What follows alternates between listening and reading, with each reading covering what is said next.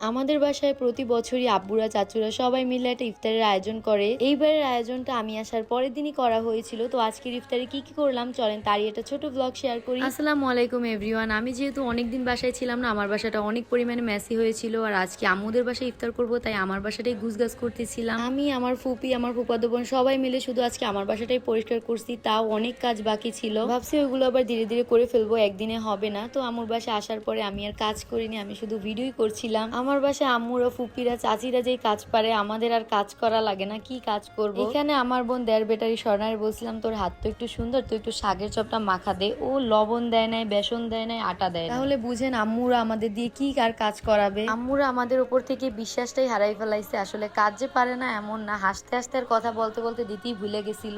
এখানে ফুপি বুট রান্না করতেছিল আর মেজো আম্মু ডাল রান্না করতেছিল। আসলে সবাই একসাথে কাজ করছে, তো কে কোনটা করছে মনে নাই। যেহেতু অনেক রান্না বাড়া ছিল, ফুপিরা চাচুরা মসজিদে হুজুরদেরও খাবার দিয়েছিল, তাই মাটির চুলাই রান্না করছিল। আমাদের বাসায় মাটির চুলায় অনেক সময় রান্না করা হয়। আমাদের বাসায় ছোট থেকে বড় সবাই রোজা রাখে, রোজা মুখে রান্না করার পরেও প্রত্যেকটা খাবার একদমই পারফেক্ট ছিল। এই তো সবাই একসাথে ইফতার করতে বসে গেলাম। আসলে এইভাবে সবাই একসাথে খাবার মজাই আলাদা, যাদের জ্ঞাতি গোষ্ঠী বড় তারাই মজাটা বুঝবে। আসলে কম খেলেও শান্তি আছে অন্যরকম। তো আজকের ভিডিওটা এই পর্যন্তই। ডিটেলসে একদম ছোট ছোট করে ভিডিও দিলে অনেক বড় হয়ে যেত। তো আল্লাহ হাফেজ।